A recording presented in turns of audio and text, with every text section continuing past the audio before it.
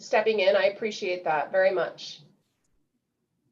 And you know, just a reminder to everybody, I am going to watch the hand raised feature. So I will watch that so that during any of the items, you can raise your hand. And I would just remind folks, once you've finished speaking, kind of remember to lower your hand so that I don't get confused, which happens easily. So any questions or comments on the November 5th minute? If there is not any questions or comments, can I get a motion to approve? This is Chris Frank. I make a motion to approve. Thanks, Chris. Can I get a second? This is David Wessel. I'll second. Thanks, Dave. All those in favor, please say aye. Aye. Aye. Aye. Any opposed? Minutes are passed. Thanks, everybody. All right, in our business agenda, the first discussion action item is consideration of the Downtown Connection Center programming. Kate. Thank you, Madam Chair, members of the TAC. I'm excited to talk to you again about the Downtown Connection Center, specifically programming, and actually we'll talk a little bit about some of the architectural features as well. And I know we've had some hard discussions on the Downtown Connection Center lately, and I hope that today is a little bit more fun. We get excited about the project again. But I will start just with an overview that we are still trying to work through some design challenges on the site. And I will, I would say the biggest design challenges right now are the Rio de Flag easement that you see in gray on the parcel that you see up in front of you. That parcel is only the eastern parcel. So that, remember, there's the western parcel where the warehouse is. That's not shown. So it's really about the encumbrances on the eastern parcel. We're still trying to work through space for reparking Park Flag with the limited availability for building based on what you see in front of you. Additionally, going vertical with parking is expensive, and that's adding to that. And then the red hash marks that you see in front of you are actually floodway from the Rio de Flag. And the city doesn't have a timeline at this stage for when that floodway will go away. Eventually it will because of the Rio de Flag improvements, but likely not until well after the development of the Downtown Connection Center. So it does need to be considered as we design the property. So we're looking at a couple basic site options. The one that you see in front of you is just a sample. The idea here is really just to be blocking out large areas of the parcel and figuring out the layout. And this is kind of the example we've been talking about for some time, though when you look at the western end of the parcel, we were really thinking some of that square footage might be over some of the surface parking or above it, but also proximate to those bus bays that we see. And then you see on the eastern side, trying to look at a large civic space area. That's the side that seems to make sense from a community perspective and adjacency to the downtown area. And again, we're trying to avoid building anything vertical over those easements and that floodway that I saw, or that I just shared. And so that's part of why we're arriving at this design. However, we recognize that surface parking along Milton is probably not the highest and best use for that portion of the property in the long term, and likely something that's not going to be supported by planning and zoning. And really, we don't have enough square footage to cover that surface parking with building. Originally, we thought there might be that opportunity, and that had been part of the idea, but we really don't have enough money, and enough square footage to make that something that planning and zoning is probably going to like. So we're considering if we can move the DCC back over towards the civic space. We're considering all those easements and having discussions around that. There might be opportunity there, or there might be opportunity to the north of where that arrow goes, on the north side of the Rio de Flag as well, to move the building and kind of redesign the site. And part of the reason that we want to do that is so that our building can be part of that civic space, but we're considering a phase 2 essentially. So we build out our uses in phase 1. That's the priority. We want to make sure we're moving that forward. But then a phase 2 that could allow us to enter into a public-private partnership for a variety of uses, depending on who would respond. The city is definitely interested in additional parking, more than you see the 88 spaces there, would be very interested in a parking garage. I think the Downtown Vision Group is really interested in seeing housing over on that western end of the parcel. And so if we can move our DCC away from that and fit it in on more towards the east, it creates more capacity on the western end for a public-private partnership. And I will say, I have been hesitant to pursue the public-private partnership for a couple of reasons. One, it's important to us to deliver this project, and I don't want to get slowed down. And so the timing of a phase 1, phase 2, I think is important unless a partnership were to come forward very quickly. And then 2, just losing control over some of the traffic that's occurring on Phoenix Avenue. Obviously, bus movements is one of our primary goals of the site. And just to throw an example out that I've heard a lot from the community is if we had a Trader Joe's there on that surface parking area, that could be generating a lot of traffic and really gumming up things for the buses on Phoenix Avenue. I think there are some ways to control that through the RFP process and requirements for a developer to show that they're not impacting the bus movement significantly. And so I am warming up to that idea as I'm realizing we don't have enough uses to fully build out the site, nor enough money to fully build out the site.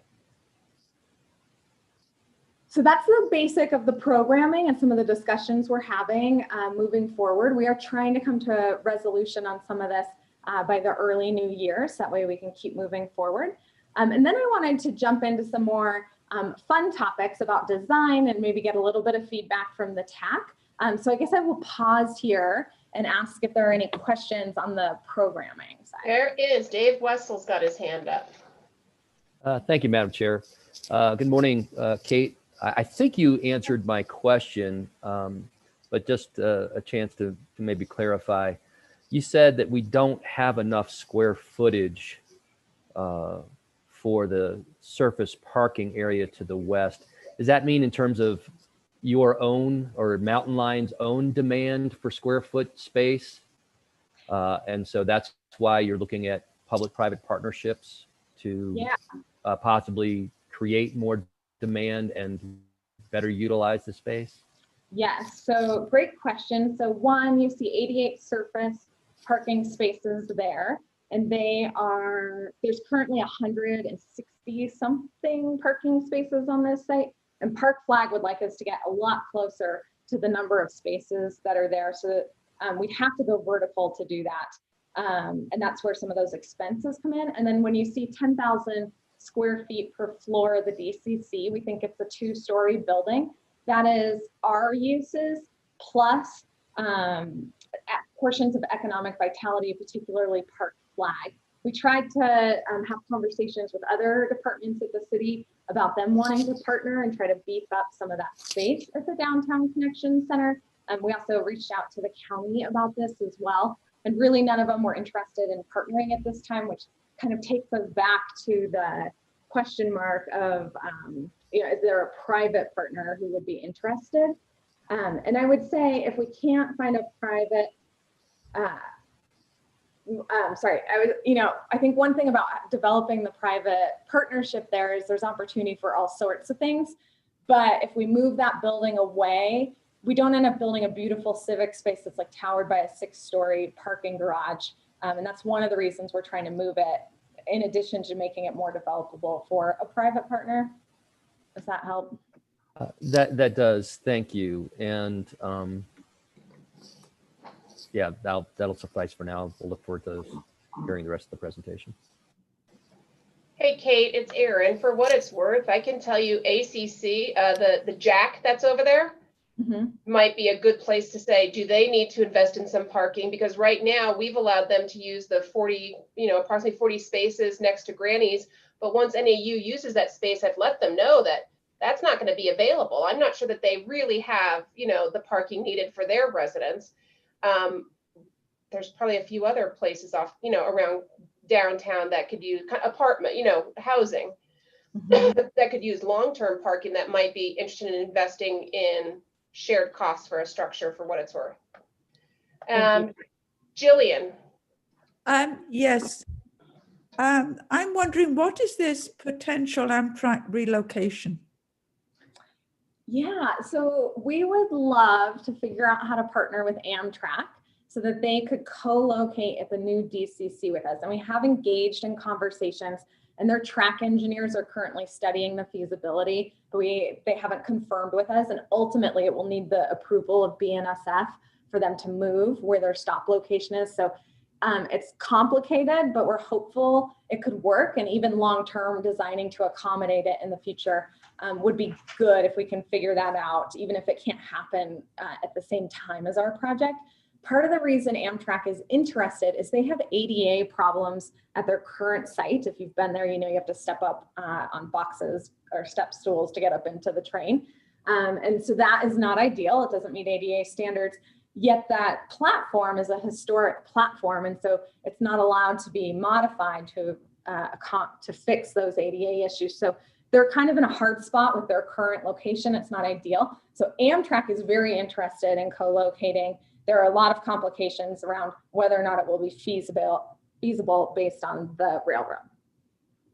Thank you. Gail. Hi, Kate. I was just wondering, as you're looking at the surface parking, I'm sure you guys have already considered this, but what about a park and ride option and start talking to some of the major employers? I mean, I know that oftentimes people are driving down to Flagstaff, down to, North Phoenix, Phoenix for the day. And historically and anecdotally, right, we know that the airport parking has been used for that. I'm just wondering if that's an avenue you've considered. Yeah, so generally the park and ride idea for Mountain Line has been parking lots on the outskirts of the city that bring people in. We don't find many people come to the DCC and then ride to outlying areas from there. So, but we are very open to partnerships for park and rides on the outskirts of town. I think the way we would ideally do that is in partnership with existing parking lots rather than making new ones, because it's likely, we don't need huge areas. So if there was an opportunity by Woodlands Village to partner by Route 10 stop there, and 4 and 14 are also in the area, does Walmart always need that parking? Is there opportunity to formalize an agreement about a park and ride?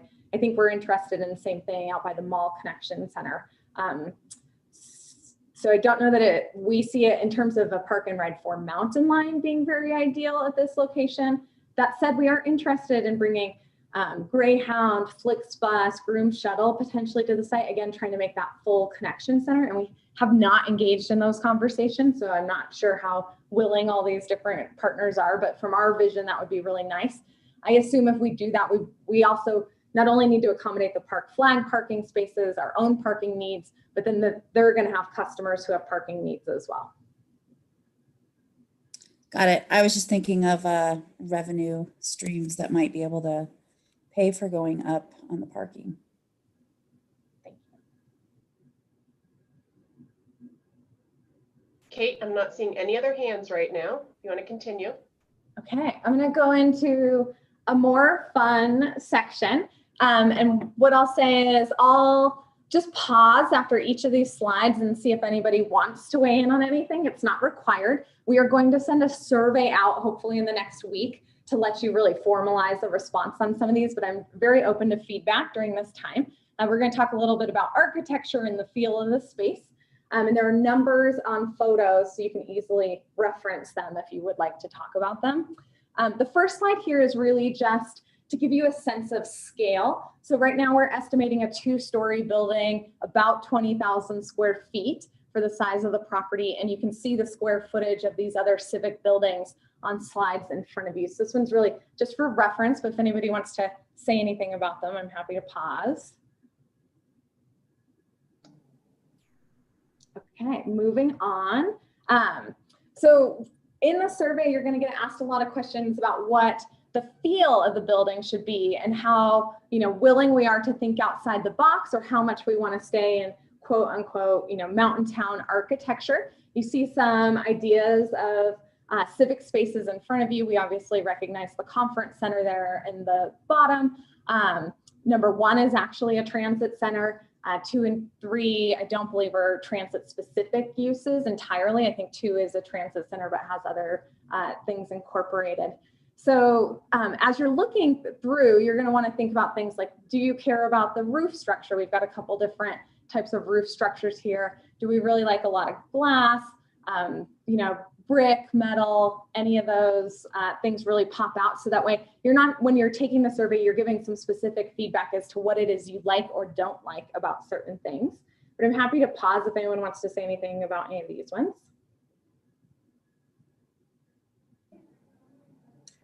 Okay. Moving on, a couple more facilities here that you see. Again, a couple transit centers, number 4 and I believe number 5, and then just some other architecture types. Again, thinking about the materials that are being used, light, what you can see inside at night, if there is a lot of glass, those types of things. And then additionally in the survey, we're going to talk a little bit about civic space and bus plazas and what those should look like. And these are all transit centers that you see in front of you and what some of that civic space or interaction could look like. Thinking about hardscaping, shade, safety, like number 2 is that, that can sometimes be difficult to manage and see what's going on. But really thinking about making that civic space interesting in a place where riders want to be and people want to be, and maybe therefore use the bus more. Any comments on any of these? Hey, Kate, it's Erin. Just with thoughts that are, I don't need necessarily an answer, but just making sure, that we are thinking about sustainability. And so as much as I love greenery, it's not always the most sustainable, especially in our drier environment. But just making sure that's kind of considered with some of these. And then my previous thought on some of the architecture is just making sure that it kind of connects to the buildings that are around it. This stays here. Sometimes on the NAU campus, I think we've got some buildings that just don't seem like they fit into that particular location, and they don't necessarily stand out in a good way. It's like odd, like some modern building that just got plopped down next to some historic building. So making sure that the architecture kind of flows with the space that's around it. Those are just my 2 thoughts. And this is Dave. Similar question, comment on sustainability. Lots of glass, just wondering about energy use. Might be interesting to hear from the conference center at NAU in terms of some of their energy consumption. Thanks, Dave.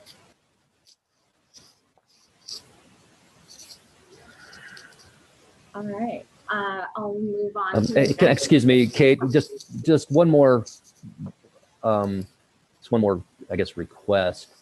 In some of the previous examples, you've got a lot of 1-story examples, including some that look like they're just have a large open area or high ceiling as opposed to truly 2-story developments like 3, 4, and 5, all look like they're really just 1-story buildings with high ceilings. If you're really set on going with 2-story structures, if there were any examples that you could put in there, or more examples with 2-story structures, might give us a better sense of what we're actually talking about or responding to. So thanks. Thanks, Dave. I will talk to AECOM before the survey goes out. You'll also see in the survey information regarding bus platforms. Things to think about here are, again, mountain aesthetic versus something more unique like you see in 1 or 6. Is it part of the art? And 4, that's a connected structure. So when you think about weather, there might be more opportunity for sheltering throughout instead of going through empty spaces. So some of the, design considerations about what those shelters look like, because they will be a, major attraction or major feature of the site development as well. So any questions or comments on these? Kate, a quick comment on the bus shelters, because we're looking at ours right now on campus as well. And one of the things that came up, thankfully Judy raised it, is also making sure that the layout makes snow removal as easy as possible. So for example, there's number 2, you've got this kind of the seating right near these pillars. That would make, you'd have to do it by hand. And so thinking about your maintenance crew and trying to make it as easy as possible when they're going in there to remove snow. Great point. Thank you. And this is Dave, just the level of transfers, you know, how many transfers we're talking about and whether that movement between shelters is critical, or wait times. So thanks. Thank you, Dave.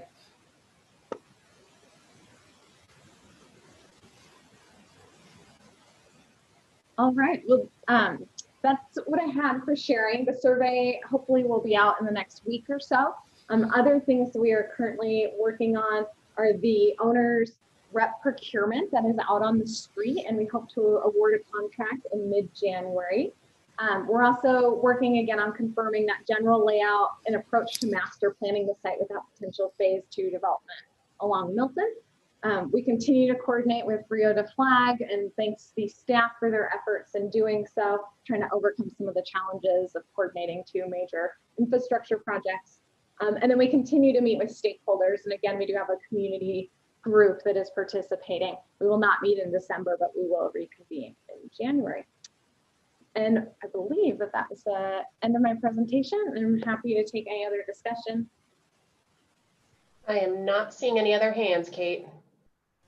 Thank you. Okay, thank you very much. All right, next on the agenda is an update on bus rapid transit project in relationship to the Milton Corridor Master Plan. Busy. Thank you, Madam Chair. Members of the TAC. At the November board meeting, staff brought forth a discussion about the future of the BRT in relationship to the Arizona Department of Transportation, or ADOT, Milton Corridor Master Plan, or CMP. Recommendations, and the Mountain Line directors expressed continued support for the BRT project and agreed that the Milton CMP no-build scenario pictured here has shortcomings for a few main reasons. First, focusing on car movement fails to support the Flagstaff community towards achieving the goals of climate action, specifically reducing vehicle miles traveled by 50% by 2030. Second, the community needs a scenario that achieves the best balance of many goals and policies embraced by the public, including climate action, air quality, community design, mobility, multimodal transportation, increased equity, and transit. And third, Mountain Line continues to desire a bus rapid transit project, and scenarios which don't include or allow for significant transit enhancements put the BRT project at risk for failure. And BRT failure means losing the potential to bring $50 million in CIG funding to transform a corridor in the heart of our community into a great street as defined by the regional plan, and make walking, biking, and riding transit the easy choice. And members of the Mountain Line Board of Directors and the Mountain Line CEO and General Manager provided similar comments at the CMP open house on November 18th. And ADOT responded with appreciation for the comments, but reflected that these considerations are not driving the decision-making process and are somewhat incorporated into some of the evaluation criteria. And so the next steps in this process, in the Milton CMP process, is the survey. So the public survey will be closing end of the day tomorrow, December 4th, and then the results will be shared with project partners. Then the project partners in January will decide how to score the results of public feedback. It's not yet determined, but there are 2 evaluation criteria that depend on public feedback for scoring. Project partners will identify a final alternative and ideally have consensus around that final alternative. And then with one final alternative, spot improvements will be refined, and the alternative will also be refined for small tweaks. And then at that point, ADOT will evaluate adding a raised median access control to the Milton corridor. That is undetermined at this point.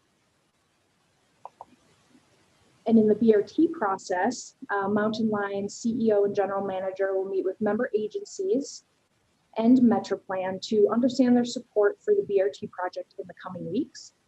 Depending on the outcome of that meeting, Mountain Line could request an item on partner board meeting agendas asking for political assistance for BRT project to succeed.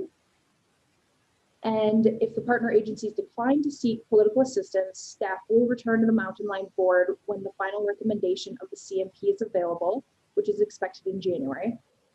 And at that time, the board can decide whether to reinitiate the project with AECOM or notify the Federal Transit Administration that we no longer intend to continue the project. And if it's this latter option, Mountain Line could tell FTA that we're not pursuing the project and request remaining funds awarded for preliminary engineering and design be transferred to other projects such as the DCC.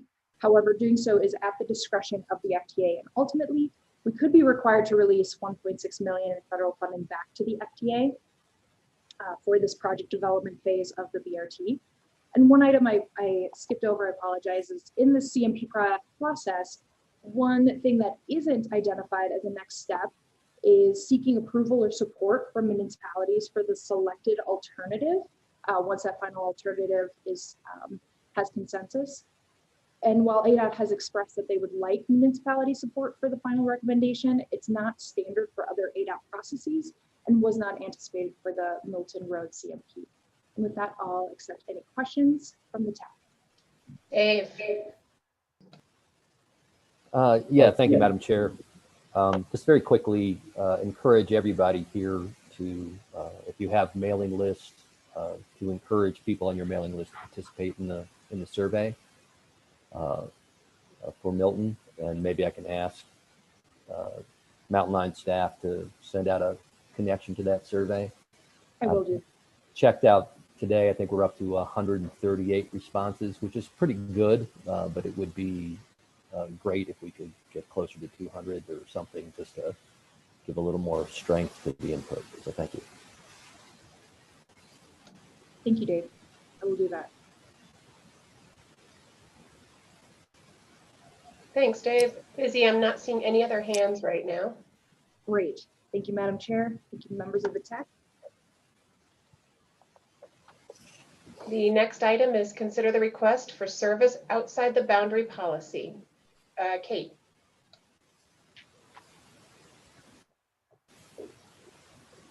Thank you, Madam Chair. Yes, so you may recall that in 2017, we adopted a request for service outside the boundaries of Mountain Line policy. And it was actually in response to some of the conversations we were having around taxi voucher at the time. But really, we received a lot of requests from other jurisdictions within the state of Arizona to assist with planning and or operating transit systems or helping with the administration, all sorts of things, which we take as a really good sign as our success that people are looking for help. But it also came to be that we were being inundated with work of other agencies and needed a process by which to vet what projects to take on or not take on, and ensure that our member agencies were staying whole, and that first and foremost, we were prioritizing the work of Mountain Line before other agencies. And so there is a draft of, or there's a copy of the policy in the attachments to your packet, and there's a bolded section that identifies what we're proposing to add to this policy based on a couple of projects that didn't move forward. And I'm going to quickly sum up the ask and then talk about why. So we're asking that we add a processing fee to the request consideration at the initial stage when an agency asks for help.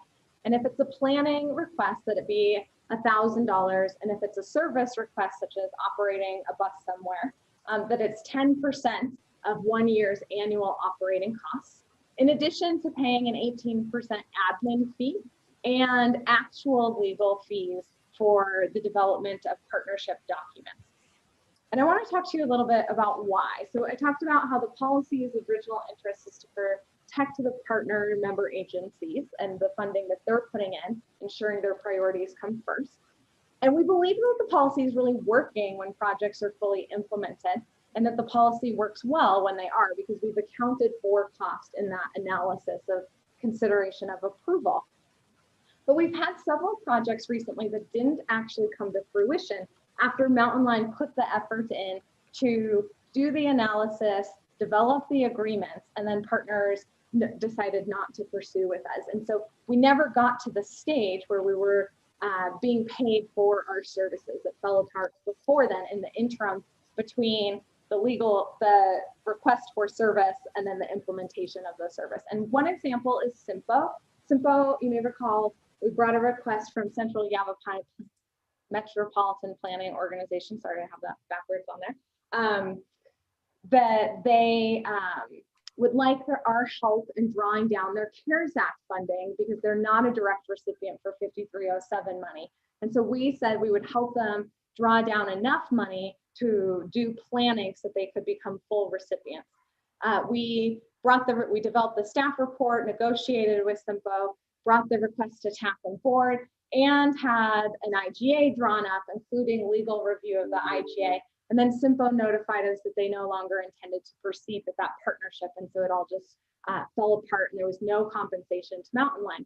We estimate we spent about $1,500 on that effort. For Winslow, it was much more significant.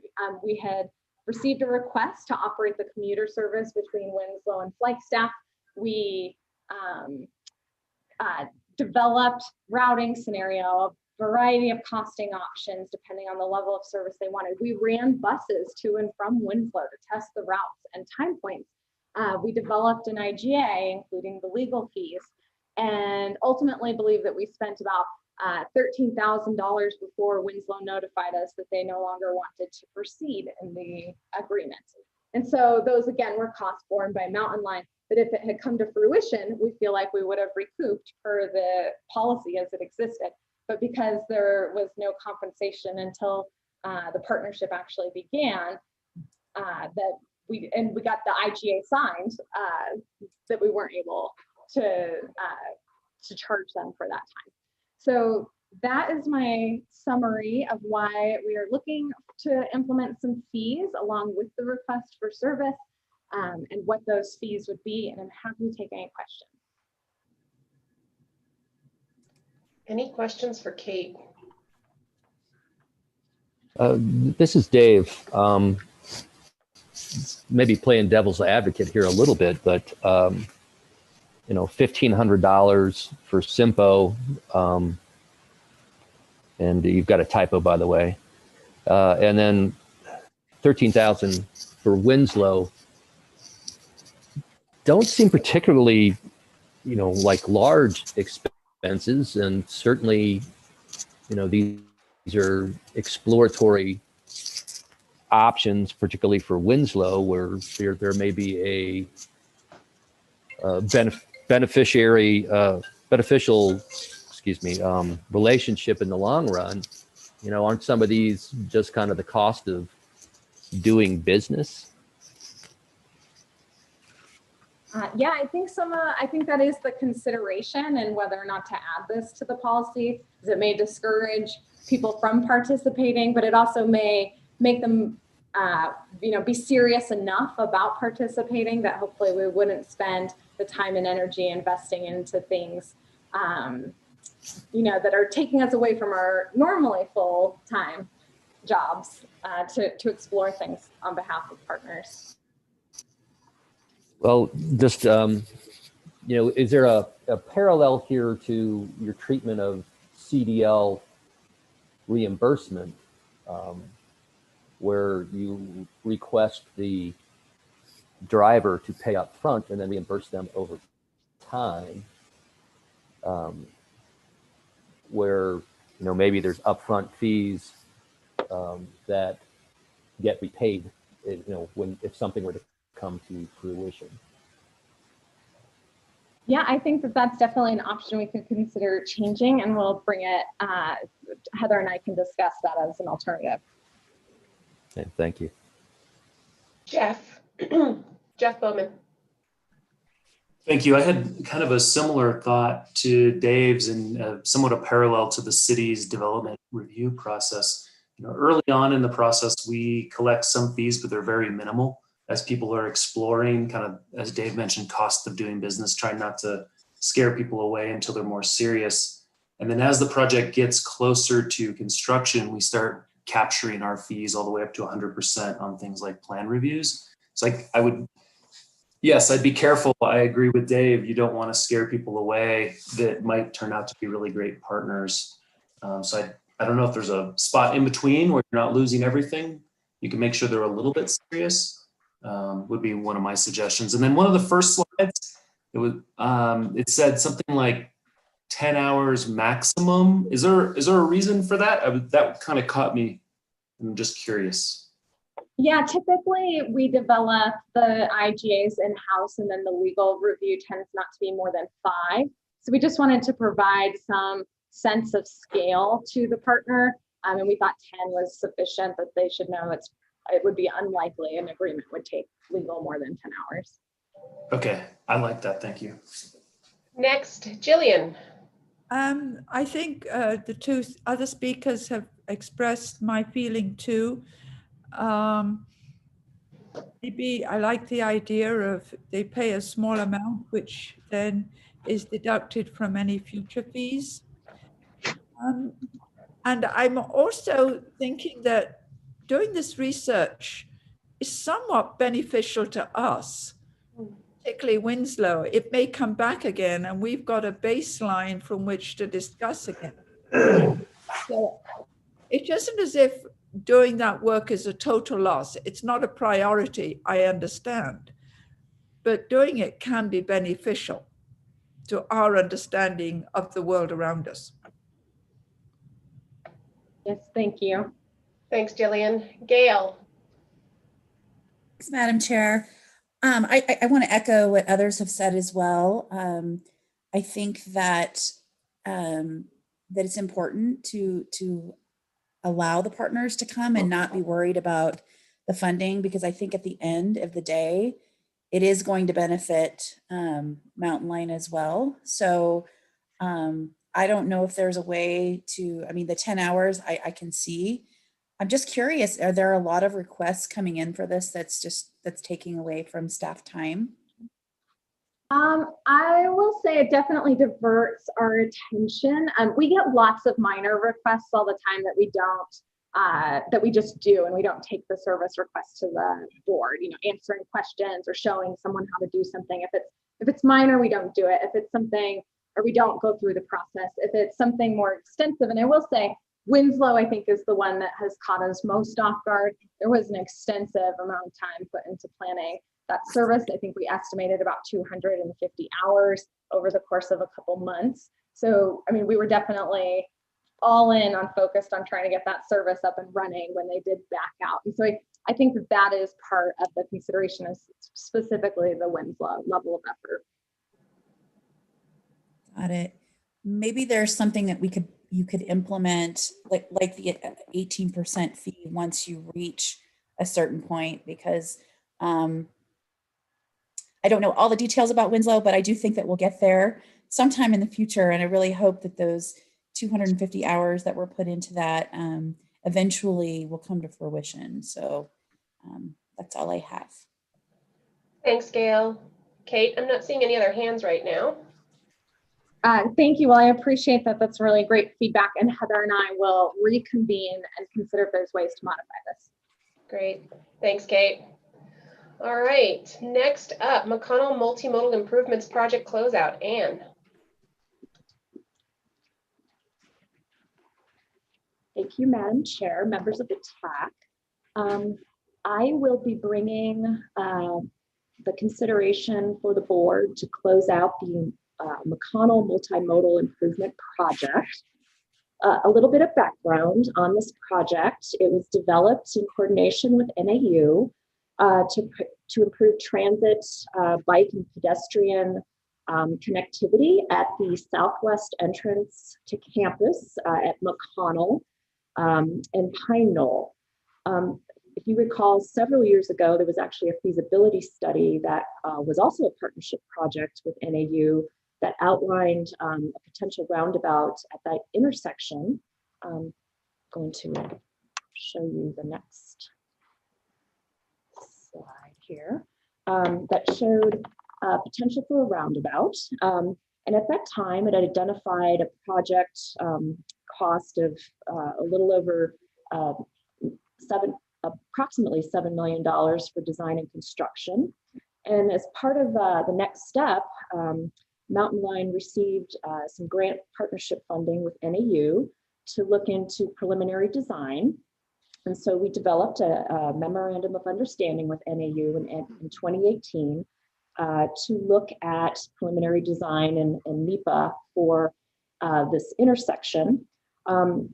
We initially actually brought this project to the Metro Plan, at the time, the MPO, Flagstaff MPO, to look at for consideration of sort of input from partners, because this project touches on ADOT jurisdiction at the ramp. And we also looked at the impacts for the Beulah intersection. So some of the feedback we got at that time was to dig deeper into the traffic study. So Mountain Line and NAU worked to hire WLB to develop a traffic study and really look at those relationships between the three jurisdictional agencies, and really kind of decided to look at the project and develop a go, no-go point that we would bring it back to Metro Plan TAC and get feedback for future partnerships on the project. With the completion of the traffic study, brought it to a point where it did identify the relationships really between the two jurisdictional agencies and some of the components that would need to occur in coordination with those agencies. And at this point, NAU and Mountain Line determined we'd like to pause in the project. We did bring this back to TAC in November. And the feedback at the time was acknowledging that there is definitely a relationship, that this is a regional type of project. In order to carry forward improvements in this area is going to require partnerships. At this time, there's no funding available, but it could be considered as part of our regional transportation planning process that Metro Plan is going to be embarking on in the future. And at this time, the two agencies, NAU and Mountain Line, have paused the project and will be seeking formal closeout from our board. We do have remaining funds under this grant that have the potential to be shifted to other projects, and the Mountain Line staff will be looking over the next couple of months and bringing that back to the board for reallocation of grant funds. Is there any questions from TAC? Thanks, Ann. It's Aaron. I'm not, Chris. Yes. Thank you. So maybe you said it and I missed it, but so initially it was, or at some point it was proposed, this project was proposed to Metro Plan. And so is it, if we're closing out this project with NAPTA or Mountain Line, is it being picked up by Metro Plan or who's, what do we see it moving forward? Or how do we see it moving forward? Thank you, Christopher, for that question. Really, because it touches the three, NAU, ADOT, and then by extension, the city's intersection at Beulah, the relationship between these intersections is critical in terms of developing the improvements that you're seeing on the slide here with the roundabout. And so with that, really, it's the consideration of potentially other projects in our region that the regional transportation planning process, and maybe Dave can speak to this a little better. As we go into that regional transportation planning process, there's multiple projects across our region that, might be reviewed from a evaluation and priority standpoint for future funding for different scenarios of types of funding. So I think our idea was that this project we've left it at a stage that it has enough technical information that it could be picked up in the future, knowing the relationships now between the different agencies and the impacts. Dave, do you have anything to add? Yes, thank you, Madam Chair. Mr. Tressler, good morning. Yes. Yeah, so I think Ann's hit it pretty well, and just to flesh that out a little bit more.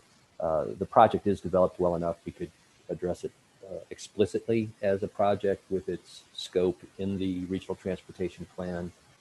I think that improves its chances for a defensible funding. You know, I think it's generally in keeping with a lot of the policies of the plan now, and could be defended as such, but certainly the specificity helps. And if you recall, shortly after last year's advance, we went through a fairly extensive prioritization process with members of the TAC, of the Metro Plan TAC. And this is an opportunity to maybe revisit that process, update that process with this project explicitly in that effort, so we can kind of see where it stands. I think that's all I have to add at this point. Sure. Thank you. Thank you. Are there any further questions? I am not seeing any other hands, Anne. Thank you very much. Thank you, and thank you, Erin, and your team for working on this project. I know you were definitely involved. So thank you. Next are our progress reports, and just as a reminder that these are included in folks' packets, and while they're not reviewed individually, this is an opportunity if you have any comments or questions on any of the progress reports.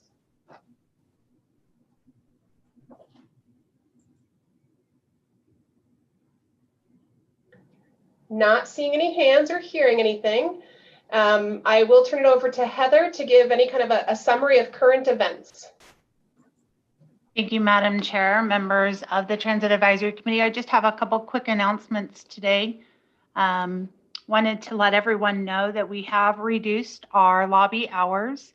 We're now open 8 to noon, and that is part of our step backwards in our reopening plan. So we are still serving customers in the lobby from 8 a.m. till noon by appointment. We have made all of our passes available for the same price as we sell them in the office. So they can go into any Safeway store in town, and it won't cost them any more than if they had walked into our office to reload that pass. And then we've gone back to some work from home solutions for many of our administrative staff. We had started to welcome people back, and we've now sent them home again, if you will. I'm just trying to reduce how many people we have in the office. Our operations supervisor team, about 10 staff members, have now completed our supervisory academy, which was about 45 hours of training on entry-level supervisory techniques, tools, and ways to coach and mentor our operator staff. We'll be celebrating that accomplishment in the coming weeks. And I want to express my appreciation for the managers of those team members, because not only did they make the time available for those staff members to attend those classes, they actually covered shifts and work that those supervisors would normally do to make their attendance possible. Lastly, December is generally our mid-year employee celebration. We bring a meal in, invite staff and family members in. In light of COVID, we of course are not holding an event, and instead we're gifting staff this year with a new fleece vest and making available for their home either a turkey or a cookie decorating kit this year. And we are encouraging holiday sweaters in the week leading up to Christmas in lieu of uniforms. So just a quick summary of a few things that we have going on at Mountain Line. Perfect. Thank you, Heather. That is the last of our agenda items. Our next meeting is the January 7th meeting. Are there any other final comments, questions? Okay, hearing none, I wish everybody happy holidays and a happy new year, and please just be safe. And I hope to see you all virtually in the new year, healthy and happy. Thank you, everybody. Meeting adjourned. Happy holidays. Take care.